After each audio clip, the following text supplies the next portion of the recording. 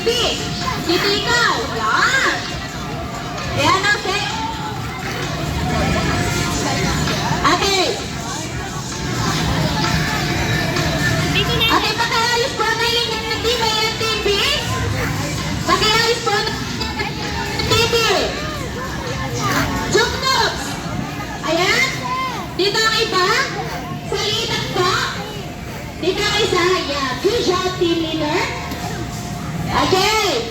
Call-election. Kamusta yung mga ating mga kids sa team A? Yan. Okay, team B. Okay, okay na po ba tayo team A at team B? Ayan. Para tayo ay mas ganahan sa ating sports. Kailangan yung mga exercise sa inyong mga body. Ano ang pwede gawin mga team A? Ano exercise ng team A? 1, 2, 3, 4, 5, 6, 7, 8. Ayan, pagka